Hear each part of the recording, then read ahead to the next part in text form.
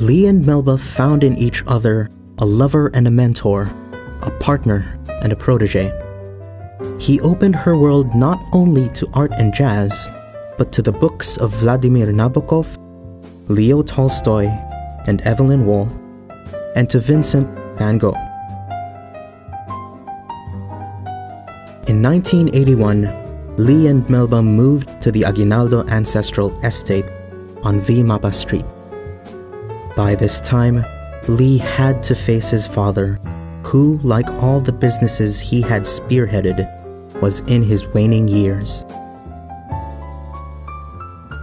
Daniel Aguinaldo died in January 1985, wealth squandered, possessions lost, dreams dashed and burned. At his deathbed, words he had written Lee so many years ago could have only echoed in cruel irony. As I told you before, I too was unwilling to participate in your grandfather's business because I also wanted to be an artist. However, I thought about what your grandpa had told me, and after a few years, I decided that he was probably right. All his life, Daniel only wanted Lee to abandon art for their family and be as good a son to him as Daniel was to his own father. But all the Aguinaldos had built was lost, and Daniel's own choice seemed to have been made in vain. My father tried very much and very hard to be that son that my grandfather wanted him to be, but it just wasn't my father. His art run in his veins and run in his blood so thick, thicker than business. But he did try. He did make a run at it. Lee was not unmoved by his father's death. Soon after Daniel died, he made a set of mixed media collages based on photographs his father took. By 1988, the downfall of the Aguinaldo Empire was complete. With all their properties sold off, Lee and his mother were evicted from their ancestral home. The people dragging all the furniture, all the equipment that they could take out of the home, were very busy, while in the case of Lee, he was taking out his easel, his painting paraphernalia, and then while they were still working on this, shall we say, looting of his personal effects, he was painting almost peacefully or oblivious of what is happening around him. This final turn from riches to ruin led Lee to create soul-searching pen and ink portraits inspired by the Dutch master Rembrandt, whose turbulent life seemed to mirror Lee. The choice of subject was an unconventional but telling turn.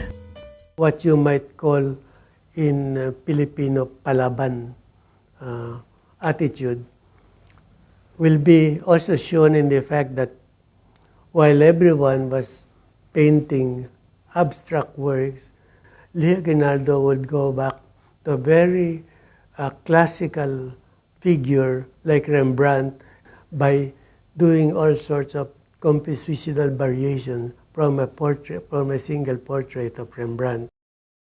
Lee exhibited his Rembrandt series in 1992, a year before his final art show.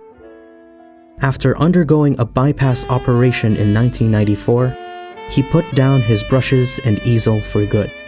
He slipped into a more solitary life with Melba, his children, and his grandchildren, whom he schooled in theater, music, literature, and the arts. He'd teach me the different processes of how cartoons made. From then on, I looked at cartoons in a different way, not just making people laugh, but it's an art form in itself. One time I was able to bring my friends and they saw his paintings hanging in CCP and they told me, wow, your grandfather's really famous, and I was actually very proud of him. Most people would think it's hard to live with an artist, and especially with Lee. A lot of his friends would say, you know, he's a very difficult man. Probably to his friends, but to me, it was very easy because Lee was just searching for the truth. Lee Aguinaldo died in January 2007 at the age of 73, roundly hailed as a visionary pioneer of Philippine abstract expressionism.